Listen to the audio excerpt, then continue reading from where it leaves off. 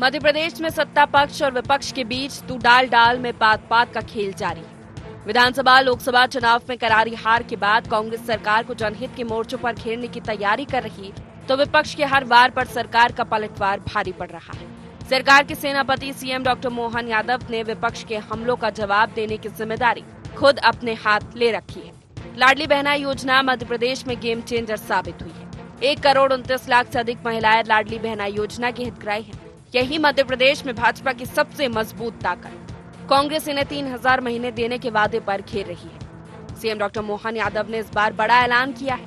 उन्होंने कहा है कि 3,000 ही नहीं, जरूरत पड़ी तो उनकी सरकार लाडली बहनों को 5,000 रूपए महीना देने में नहीं हिचकेगी। ये बहनों के घर में राशि नहीं जा रही है, ये हमारे उस परिवार के अंदर की कठिनाई में एक दरवाजा खुल रहा जिसमें सुख का सूरज आता है। हमारे विरोधी वो जब देखो तब कहते लाडली बहना बंद हो जाएगी, बंद हो जाएगी, बंद हो जाएगी। हमने कहा तुम कहते रहो, हम देते रहेंगे, लेकिन ये केवल 1250 में नहीं रुकेगी, ये गाड़ी और बढ़ेगी। जो जो बहनें अपना कामकाज करते हुए अपनी पहचान बनाएगी, इनकी बहनों के लिए हम योजना बना रहे हैं। आने वाले समय में इनको 2,000, 3,000 से लेके 5,000 रुपया महीना भी देना पड़े तो हमारी सरकार देगी, ताकि उनके जीवन में बदलाव आए। प्रदेश में सबसे बड़ा वोट वर्ग किसानों का है। विपक्ष का दूसरा मोर्चा किसानों की सहानुभूति लेने के लिए। विपक्ष भाजपा के चुनावी वादे 2700 रूपए क्विंटल गेहूं और 3100 रूपए क्विंटल धान की खरीदी के वादे पर हमलावर था ही। अब उसने एमएसपी पर सोयाबीन की खरीदी की मांग को लेकर भी सरकार की घेराबंदी शुरू कर दी है। कांग्रेस इसके लिए किसान न्याय यात्रा निकाल रही है, जिसकी शुरुआत उसने किसान गोलीकांड वाले मंदसौर से की है। 20 सितंबर को भोपाल में बड़ी रैली की तैयारी है। महाराष्ट्र में कह दिया कि हम एमएसपी पे सोयाबीन लेंगे, चूंकि चुनाव है, वोट लेना है। आपने यहाँ कहा था 2700 रूपये देंगे इसलिए कि वोट लेना है गेहूं के। आपने यहाँ कहा था 3100 के धान के देंगे इसलिए कि वोट लेना थे। आप वोट के लिए कितने लोगों की आत्मा का गला घोट लोगे। मैं प्रार्थना करता हूँ कृषि मंत्री जी से, देश प्रदेश की सरकार और मुखिया मोहन यादव जी से, आप एमएसपी पे सोयाबीन खरीदो, किसानों की सोयाबीन 6,000 करो, अन्यथा आपको चैन से नहीं सोना। सरकार ने विपक्ष के इस तीर को भी बेअसर करने का दाव चल दिया है। डॉक्टर मोहन कैबिनेट ने 4800 रूपए की एमएसपी पर सोयाबीन की खरीदी का प्रस्ताव पास कर मंजूरी के लिए केंद्र सरकार को भेजा है। माना जा रहा है कि जल्द इसे मंजूरी मिल सकती है। हम भारत शासन को सोयाबीन के लिए उसकी एमएसपी बढ़ाना, उसके लिए आग्रह करेंगे और वह 4,800 रूपये उसकी एमएसपी हो, क्योंकि अभी मार्केट में रेट 4,000 का है। किसानों में उसको लगता है कि उत्पादन हमारा बहुत हुआ है, अच्छा उत्पादन हुआ भगवान की दया से, पर उन्हें रेट नहीं मिल रहे हैं, इसलिए ज़रूरी कि उनको अच्छे रेट मिले। इसलिए राज्य सरकार स्वयं पहल कर रही है अपनी ओर से कि एमएसपी में रेट बढ़ाकर 4,800 रुपये प्रति क्विंटल किया जाए। सरकार के साथ ही भाजपा का संगठन भी विपक्ष के हमलों पर पलटवार करने सामने आ गया है। बीजेपी के प्रदेशाध्यक्ष वी डी शर्मा ने तो कांग्रेस को किसानों के मुद्दे पर खुली बहस की चुनौती दी है। मध्य प्रदेश के अंदर किसानों को धोखा दिया तो किसने दिया? आपने कर्ज माफी की बात की थी, आपकी सरकार बनी थी, 15 महीने में आपने किसानों के साथ धोखा छल कपटी किया था। मध्य प्रदेश के अंदर किसानों पर गोलियां किसने बरसाई थी? मुल्तई के अंदर आपकी सरकार थी, दिग्विजय सिंह मुख्यमंत्री थे, किसने गोलियां बरसाई थी? एक एक किसान इस बात को मध्य प्रदेश का जानता है। किसानों के जीवन में बदलाव लाने का काम किसने किया है? तो भारतीय जनता पार्टी की सरकार ने किया है। एमएसपी के बारे में आप क्या बात करोगे?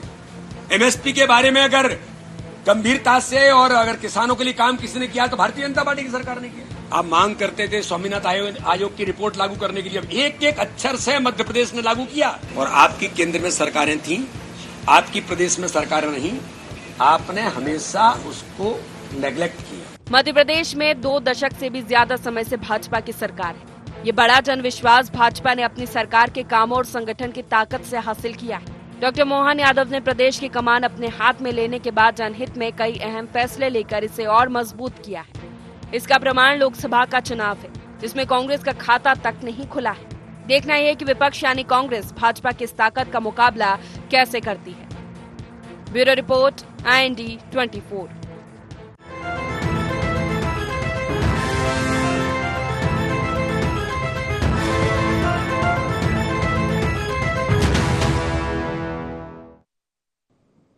नमस्कार, स्वागत है आपका। इंडिया एजेंडा देख रहे हैं आप, मैं हूं आपके साथ प्रशिता शर्मा। मोहन मैनेजमेंट।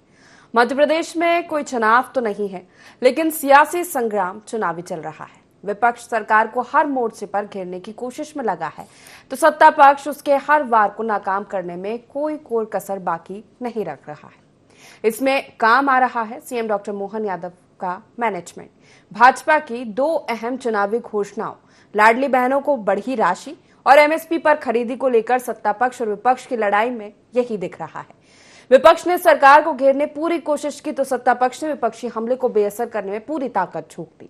इस लड़ाई में कहां अपने को देख रहा विपक्ष, कहां अपने को पा रहा सत्ता पक्ष, क्या है राजनीति के जानकारों का नजरिया, इसी पर आज हम चर्चा करेंगे। जान लेते हैं एजेंडा के पॉइंट्स क्या है। क्या विपक्ष के हर वार पर भारी पड़ रहा मोहन मैनेजमेंट? क्या लाडली बहनों को लेकर विपक्ष का मोर्चा होगा बेअसर? क्या सोयाबीन की एमएसपी पर भी विपक्ष की घेराबंदी होगी नाकाम? एमपी में वार पलटवार की सियासत में कौन पड़ रहा भारी? इन्हीं मुख्य सवालों के साथ चर्चा की शुरुआत करेंगे। खास पैनल हमारे साथ जुड़ रहा है, परिचय आपका करा देते हैं। कांग्रेस के प्रवक्ता अमित तावरे जी हमारे साथ जुड़ गए, बहुत स्वागत है। घनश्याम पिरोना जी पूर्व विधायक बीजेपी से हमारे साथ जुड़ गए, आपका भी बहुत स्वागत है। वरिष्ठ पत्रकार सुरेश शर्मा जी हमारे साथ जुड़ गए हैं, आपका भी बहुत स्वागत है। अमित जी, सबसे पहला सवाल आप ही से कि जिस तरह से ये जो तस्वीरें दिख रही है मध्य प्रदेश में, सियासत गरमाई हुई है हर मुद्दे को लेकर। चुनाव हुआ, चुनाव के बाद जो परिणाम है उसके बाद लगातार विपक्ष की ओर से आरोप लगाया गया कि लाडली बहना योजना सिर्फ जुमला थी, चुनावी वादा था। अब चुनाव खत्म हो गया है और इसकी निरंतरता पर कोई भरोसा नहीं है। लेकिन कल 16वीं किश्त जारी की गई। अब आप किसानों के मुद्दों पर, एमएसपी पर, सोयाबीन को लेकर सरकार को घेरने की कोशिश कर रहे हैं। आज मोहन कैबिनेट में 4800 रुपए एमएसपी करने का प्रस्ताव पास हुआ, केंद्र को मंजूरी के लिए भेज दिया गया है। तो इससे क्या माना जाए, जो आप हर वार कर रहे हैं उस पर पूरी ताकत लगा रही है सरकार, उस पर पलटवार करने के लिए? देखिए, आज का आपके कार्यक्रम का जो शीर्षक है मोहन मैनेजमेंट, मैं पहले थोड़ा उस पर बात करना चाहूँगा कि मोहन मैनेजमेंट आखिर किस तरीके से फेल हुआ है मध्य प्रदेश में। मोहन जी का यदि कोई मैनेजमेंट होता तो लगभग 9 महीने तक मध्य प्रदेश के जिलों को प्रभारी मंत्री नहीं मिल पाए, इनकी आपसी गुटबाजी के कारण।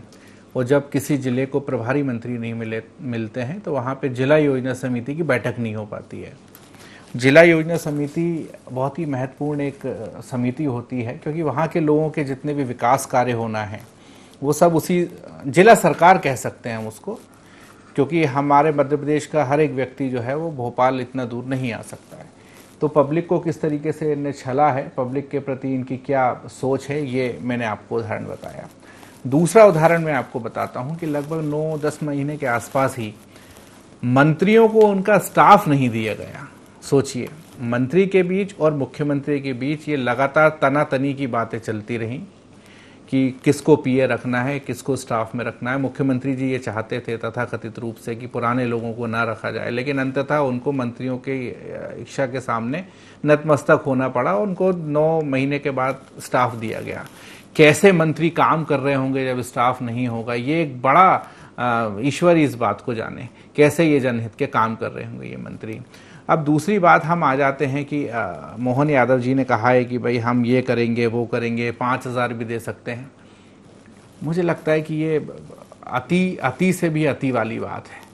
लगभग जितना आपका बजट है लगभग उतना आपके ऊपर कर्जा चढ़ चुका है। आप बात करते हो सिर्फ एक बात की, लाडली लाडली लाडली लाडली, लेकिन आप ये नहीं बताते हो कि आपने 73 से ज़्यादा सरकारी योजनाओं पर रोक लगा दी है। जो आपकी फ्री बीज की योजना है उन पर 22,000 करोड़ रुपए कमाई का 10% जो है आपका ब्याज पर जा रहा है।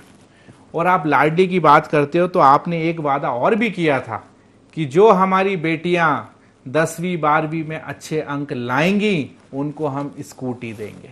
ये कहा था नहीं कहा था? प्रशिता जी, आप भी एक मतलब बहुत अच्छी ऊर्जावान हमारी बहन है। तो कहाँ गया वो वादा? किसी एक को भी स्कूटी मिली? नहीं मिली। तो कहने को तो आप कुछ भी कह सकते हो आप, 5,000 देंगे, ये करेंगे। अरे अपना आप देखिए, ये जिस तरीके से वित्तीय प्रबंधन पूरी तरह से गड़बड़ा गया है मध्य प्रदेश का, ये बहुत बड़ी बात है। आपके हमारे जैसे आम व्यक्ति के ऊपर ये सब बोझ डाला जा रहा है, क्योंकि आप समझिए कि जितना आपका बजट है उसके आसपास आपका कर्जा जब हो चुका हो तो क्या स्थिति होगी मध्य प्रदेश की। कुछ दिन बाद तो वित्तीय जानकार बता रहे हैं कि तनख्वाह देने तक की स्थिति नहीं रहेगी। हर महीने आप कर्जा उठाते हो, कभी 5,000 करोड़ रुपए, कभी 10,000 करोड़ रुपए, और आपको हमारी बहनों को स्कूटी देने के लिए पैसे नहीं है, लेकिन खुद का विमान खरीदने के लिए पैसे हैं, मंत्रियों को नई नई गाड़ियां देने के लिए पैसे हैं। तो ये सब क्या मध्य प्रदेश की जनता देख नहीं रही है? ठीक है, जवाब ले लेते घनश्याम जी। आवरे जी अभी कह रहे थे, तो मैं तो निवेदन ये करना चाहता हूं कि आप निश्चिंत रहें। तावरे जी की या कांग्रेस की बात, उन्होंने कहा मोहन जी का मैनेजमेंट फेल हो चुका है और ये लोग, लेकिन कुल मिला करके जनता जनार्दन देती है लोकतंत्र में सर्वोपरि, और जनता किसकी बात मानती है, किसकी बात समझती है, ये हम सबको भली भांति से ज्ञान है। राजनीतिक दल का जो अंतिम लक्ष्य रहता है वोट में जाना और वोट प्राप्त करना, जनता की अपेक्षाओं में खरा उतरना, उनकी आकांक्षाओं में खरे उतरना। तो कहीं ना कहीं भारतीय जनता पार्टी जनता की आकांक्षाओं में खरा उतरती है, और उसी का परिणाम है कि कोई भी चुनाव हो, मैं कहता हूं पंचायत से लेकर के महापंचायत तक का चुनाव होता है, उसमें भारतीय जनता पार्टी को जनता आशीर्वाद देती है, और इसलिए आशीर्वाद देती है कि हम जो कहते हैं उसको पूरा करने का काम करते हैं। अभी तावरे जी कह रहे थे कि हमारी बेटियों को स्कूटी नहीं दी है, लेकिन उनको ये दर्द हो रहा है कि लाडली बहनाओं को पैसा क्यों दे रही सरकार, क्यों वहां से कर्जा ले रही है। जो कहा है उसको पूरा करने के लिए जो भारतीय जनता पार्टी सरकार कर सकती है, क्योंकि केंद्र में भी हमारी सरकार है, डबल इंजन की सरकार है। ये नहीं है कि 15 महीने सरकार इनकी कांग्रेस की नहीं थी तो उन्होंने कहा था हम किसानों का कर्जा माफ करेंगे, हम युवाओं के खाते में 3 लाख या 2 लाख या 1 लाख रुपए देंगे। तो कांग्रेस ने नहीं किया ये काम, लेकिन भारतीय जनता पार्टी की ने अगर कहा, उस समय माननीय मुख्यमंत्री शिवराज सिंह जी थे, उन्होंने कहा कि लाडली बहनों का ये कार्यक्रम चलता रहेगा, तो कांग्रेस ने चुनाव के समय में कहा था योजना बंद हो जाएगी। तो योजना बंद हुई क्या? नहीं हुई बंद।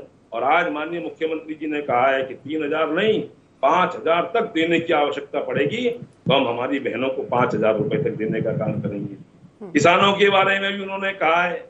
अब आप कहेंगे साहब कि चुनाव वहां पर है, यहाँ घोषणा क्यों नहीं कर रहे हैं? पटवारी जी कह रहे थे, आप निश्चिंत रहो, केंद्र में भी मोदी जी की सरकार है और प्रदेश में भी भारतीय जनता पार्टी सरकार है। ये किसानों के कल्याण करने वाली सरकार है। अरे कांग्रेस को तो अपने गिरेबान में झांकने की आवश्यकता रहना चाहिए। जब इनकी सरकारें थी, दिग्विजय सिंह जी जब मुख्यमंत्री थे, केंद्र में जब इनकी सरकारें थी, तब किसानों के कल्याण के लिए क्या योजनाएं थी, क्या कार्यक्रम थे, क्या इन्होंने किया, ये बताने की आवश्यकता है। और वर्तमान समय में क्या हो रहा है, ये आकलन करने की आवश्यकता। और ये आकलन जनता समय समय पर करती है, जनता जनार्दन होती है, आशीर्वाद देती है। लोकसभा के चुनाव में इसलिए इनका सुपड़ा साफ हुआ है, कांग्रेस को एक भी सीट नहीं मिली है, प्रदेश में पुनः भारतीय जनता पार्टी सरकार बनी है। हम जनमानस की इसी प्रकार से सेवा करेंगे, उनकी अपेक्षाओं में खरे उतरेंगे और जो हो सकता है इनके कल्याण के लिए, उस कल्याण के लिए भारतीय जनता पार्टी की डबल इंजन की सरकार काम करती है। चलिए ठीक है, सुरेश जी से इस पर प्रतिक्रिया ले लेते हैं। सुरेश जी, जैसा कि बिल्कुल 2 दशक से मध्य प्रदेश में भाजपा की सरकार है और ये जन विश्वास भाजपा को मिल रहा है और ये माना जाता रहा है कि जनहित के कार्य, जन कल्याणकारी योजनाओं का ही ये असर है या ये नतीजा है। लाडली बहना योजना का एग्जाम्पल तो हमने विधानसभा चुनाव में देखा है, लेकिन फिलहाल जिस तरह मध्य प्रदेश में स्थितियां बनी हुई है, लगातार जिन मुद्दों को, जिन मोर्चों पर विपक्ष मैदान में उतरने की कोशिश कर रहा है, उन पर वार करते हुए सरकार नजर आ रही, क्या लगता है आपको? देखिए, एक चीज तो स्पष्ट है कि सरकार जो है वो सतर्क होकर के काम कर रही है। यदि कांग्रेस ने डिमांड की है कि सोयाबीन पर एमएसपी से खरीदी जाए, 6,000 रुपए की दर से खरीदी जाए, तो 5,000 रुपए तो एमएसपी के दर है ही पहले से, और उसको और बढ़ाने की बात उन्होंने केंद्र सरकार से जो है और कर ली, और एमएसपी का जो है मध्य प्रदेश में खरीदी का सिस्टम शुरू हो जाएगा। क्योंकि जब भी कोई सरकार इस प्रकार की डिमांड करती है तो सेंट्रल कोई मना तो करता नहीं है। इसलिए ये एक अच्छा जो है एक रास्ता भी मिल गया कि भाई यहाँ विपक्ष के द्वारा की जाने वाली आलोचना से भी बचा जा सकेगा और किसान का भी हित में हित हो सकेगा। जहां तक किसानों की बात है और मध्य प्रदेश की सरकार की बात है, तो हम तो बहुत समय से कह रहे हैं, ये कोई राजनीतिक बात नहीं है जो मैं कह रहा हूं। जब शिवराज जी चीफ मिनिस्टर बने थे तब उन्होंने जिस तरीके से राजस्व पुस्तिका में बदलाव किया था और 0% ब्याज तक लेकर के आ गए थे, तो किसानों के प्रति तो एक सीधा समर्पण सरकार का दिखा था। और मोहन यादव जी ने भी उसी बात को, उसी भावना को, उसी विचार को आगे बढ़ाया है। और कांग्रेस का जब समय आया था तो उन्होंने भी किसानों की कर्ज माफी करने के बारे में और जो है काम किया था, जितना भी किया हो, उनको जितना अवसर मिला। इसका मतलब ये है कि किसानों के प्रति मध्य प्रदेश में काम करने की भावनाएं ज्यादा हैं। केवल भ्रम जो है वो एक शब्द है हमारे यहाँ, जो कि हम झूठ बोल देते हैं और भ्रम फैलाने की कोशिश करते हैं। अच्छा, आजकल एक और नया चलन चला है, आप पृष्ठा जी देखिए कि आप झूठ बोल रहे हैं और मेरे को आंखों से वो सच दिख रहा है।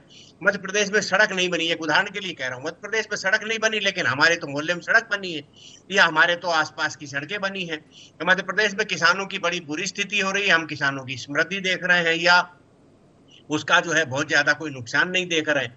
तो हम जो बोल रहे हैं उसका रिएक्ट जो है किस प्रकार का होगा, इसकी धारणा नहीं है। लाडली बहनों का मामला आया, देखिए मैं फिर एक बात कह रहा हूं, ये बात ठीक है यार, राजनीतिक रूप से दोनों पक्ष अच्छा बोलेंगे, लेकिन फिर भी मेरा ये मानना है कि मध्य प्रदेश के हिसाब से लाडली बहनों को दी जाने वाली राशि का कोई और विकल्प निकालना चाहिए। क्योंकि जैसे लखपति दीदी का बनाया है, इस प्रकार की योजना बना करके, मुझे लग रहा है जो मोहन यादव जी ने 5,000 बोले हैं वो आने वाली किसी नई योजना का संकेत है, हमें उसको ध्यान देना चाहिए।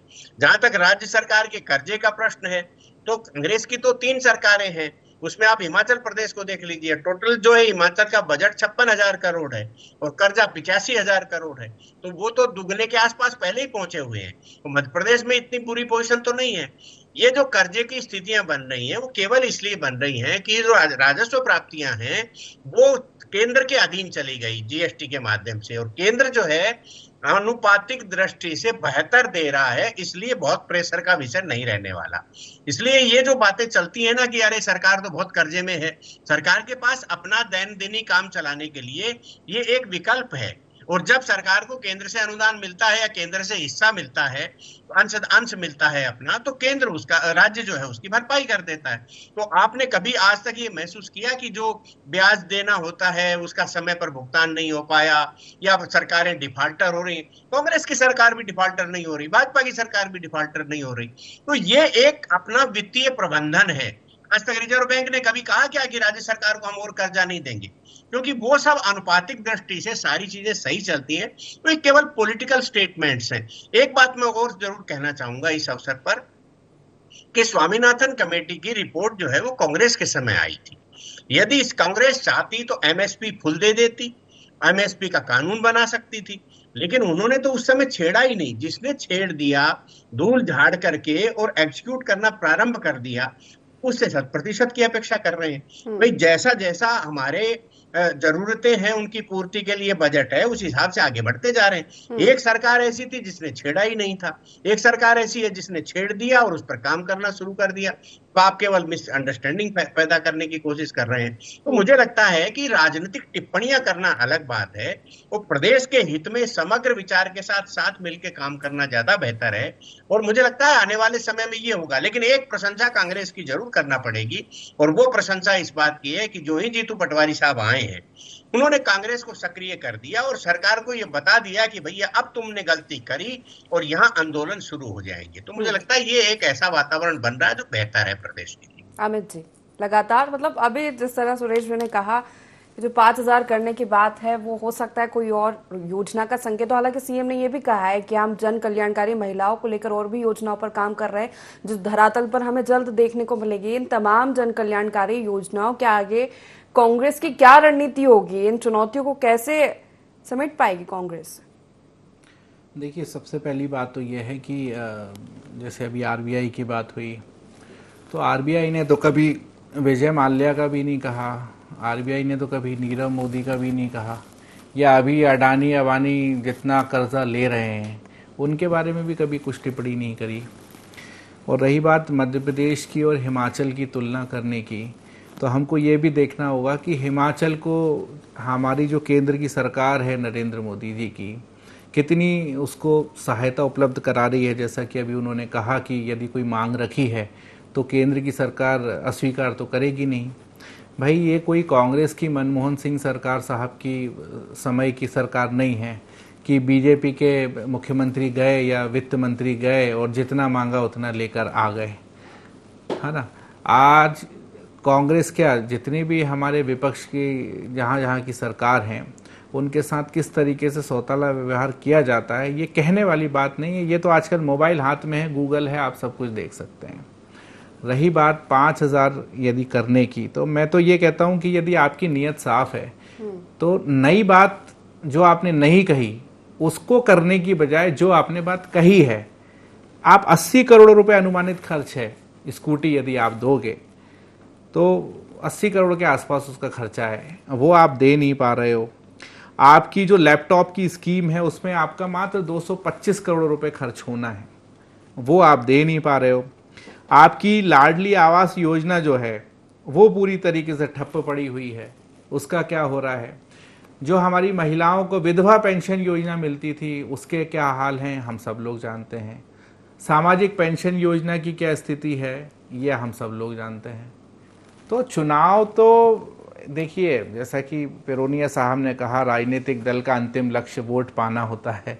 मुझे लगता है कि ये बात ठीक नहीं है, क्योंकि इस दुनिया में कई ऐसे तानाशाह भी हुए हैं जो चुनाव जीत कर आए, जनता ने उनको जिताया है, लेकिन इसका मतलब ये नहीं है कि यदि आप चुनाव जीतते जा रहे हो तो आप सब कुछ करते जा रहे हो। क्योंकि यदि इस लिहाज से भी आप देखोगे तो हमारी पार्टी को सबसे ज्यादा जनता ने सेवा करने का मौका दिया है और आप लोगों को लगातार नकारते गए।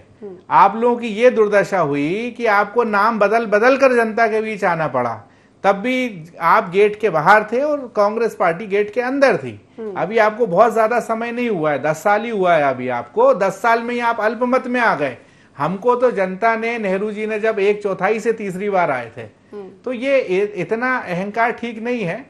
हम ये चाहते हैं विपक्ष उस बात का विरोध कर रहे हैं जो आप कहते थे कि ये योजना बंद हो जाएगी, ये छलावा है, ये झूठ है, लेकिन उसी को निरंतरता बनाए हुए उसको बढ़ाने की, काम करने की बात सरकार होती है, झूठ और भ्रम फैलाने का काम कर रहे हैं। सरकार होती है 5 साल की। जो बात यदि मैं कह रहा हूं तो मेरी बातों का आखिर पिरोनिया जी जवाब क्यों नहीं दे पा रहे हैं? स्कूटी कब होगी, क्यों नहीं हुई अभी तक? ये भी तो भारतीय जनता पार्टी ने कहा था। लाडली आवासीय योजना, ये भी तो इन्होंने कहा था। लैपटॉप की स्कीम, ये भी तो भारतीय जनता पार्टी ने कही थी। सिर्फ एक ही योजना, लाडली बहना योजना, बहुत अच्छी बात है, आप दे रहे हो, अच्छी बात है, लेकिन जो और भी आपने कहा था वो कहां गई?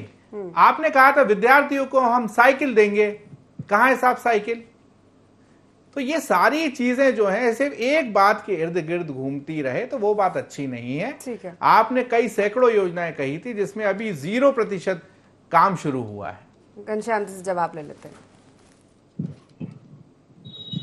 देखिए, मैंने फिर मैं उस बात को दोहरा रहा हूं, राजनीतिक दल जो रहते हैं, ये ठीक बात है कि हम सेवा करने के लिए आते हैं, लेकिन अंतिम लक्ष्य चुनाव रहता है। राजनीतिक पार्टी आप बना लो और चुनाव लड़ने नहीं जाओ। कांग्रेस तय कर ले कि हम चुनाव लड़ने नहीं जाने वाले हैं, लेकिन चुनाव लड़ने जाते हैं ना। चुनाव लड़ते हैं तो हमारे दल की क्या योजना है, क्या कार्यक्रम है, जनता की अपेक्षाओं में हम खरे उतरेंगे, ये हम वादा करते हैं और उन वादों को पूरा करने के लिए काम करते हैं। नहीं करते जनता नकार देती है। और श्री नेहरू जी के समय से लेके कांग्रेस जो जिस प्रकार की रही, अब उनको क्यों नकार रहे हैं, ये कांग्रेस को आत्मावलोकन की आवश्यकता है।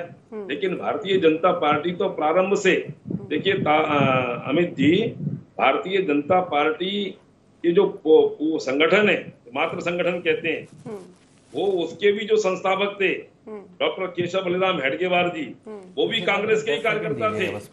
और सुनिए, और जो डॉक्टर हार्दिकर जी थे, वो भी उन्होंने सेवा दल चलाया था। अच्छा, लेकिन सेवा दल कहाँ है, संघ कहाँ है, ये ध्यान में आता है। और इसलिए राजनीतिक दल होने के नाते हम जनता के पास कुल मिलाकर के अपने पार्टी के 5 साल के कार्यक्रम के बाद हमने जो अच्छा किया है वो वोट मांगने जाते हैं। जनता आशीर्वाद देती है, यही लोकतंत्र है, यही लोकतंत्र की परंपरा है। कुछ कहना चाह रहे सुरेश जी की, फिर भाई ये ऐसा नहीं होता है। घनश्याम पिरोनिया जी, और दूसरा रही बात देखिए अमित जी, जो जो कहा है भारतीय जनता पार्टी सरकार ने, केंद्र में कहा हो या प्रदेश में कहा हो, उनको हमने पूरा किया है, आगे भी पूरा करेंगे और जनता का विश्वास भारतीय जनता पार्टी पर बना रहेगा। मैं समझता हूँ ये जनता का आशीर्वाद मिलता रहे, इसलिए हम सब लोग काम करते हैं कुल मिलाकर। घनश्याम पिरोनिया जी, यदि आपने सब बातें कही, आप तो मुझसे उम्र में भी बड़े हैं, यदि मैं सही समझ पा रहा हूँ, हो सकता है मैं गलत हूँ, कुछ साल पहले तक कांग्रेस पार्टी बहुत अच्छी हुआ करती थी, सब चीजें हुआ करती थी और साथ में संघर्ष भी चलता था, अब क्यों हो गई? एक हमको इस बात पे भी करना चाहिए, जैसे हमारे यहाँ की एक सरकार ने करा है कि अब जो भी कोई दल बदल करेगा, जनता के साथ विश्वासघात करेगा, उसकी पेंशन जो है वो बंद कर दी जाएगी। मुझे लगता है इस पे मध्य प्रदेश में भी काम होना चाहिए। ठीक है, समय की कम है। सुरेश जी से आखिरी प्रतिक्रिया, चर्चा को समाप्त करें। देखा जाए तो हर मुद्दे पर अब अगर जो तस्वीरें हम देख पा रहे हैं, मध्य प्रदेश की राजनीति दिलचस्प होती जा रही है। सुरेश जी,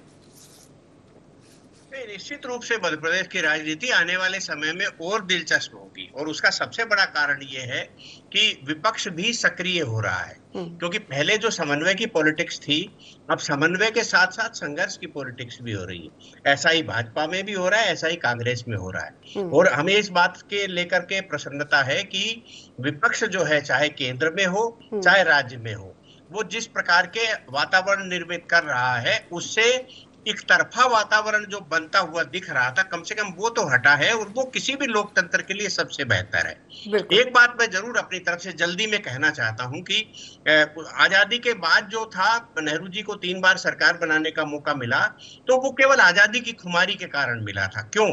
मैं मेरी बात का प्रमाण दे रहा हूं कि नेहरू जी को पहले बार सदन में मिले थे 364 सांसद, दूसरी बार मिले 371 यानी बढ़ गए, और तीसरी बार में मिले उनको 361 जो घट गए।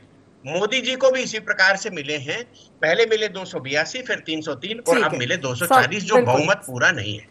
तो स्पष्ट है कि एक खुमारी समझ लीजिए स्वतंत्रता आंदोलन की, और दूसरी केवल डेवलपमेंट की खुमारी है, जिसके कारण ये ठीक है। लेकिन अब मजबूत विपक्ष होगा और जनता के मुद्दे उठाएगा और सरकार अपने मैनेजमेंट से उन मुद्दों पर काम करे और इससे जनता का भला हो, यही होना चाहिए। आप तीनों मेहमानों का बहुत शुक्रिया इस चर्चा में शामिल होने के लिए। तो मोहन मैनेजमेंट तमाम जो विपक्ष मुद्दों पर या मोर्चों पर आवाज उठा रहा है मैदान में, उस पर सरकार भी काम करती हुई नजर आ रही है। लाडली बहना योजना को लेकर और एमएसपी को लेकर फिलहाल मध्य प्रदेश में हम यही देख पा रहे हैं। हालांकि आगे इन पर कितना काम होता है देखने वाली बात होगी। एजेंडा में इतना ही। बने रहिए IND24 के साथ। नमस्कार।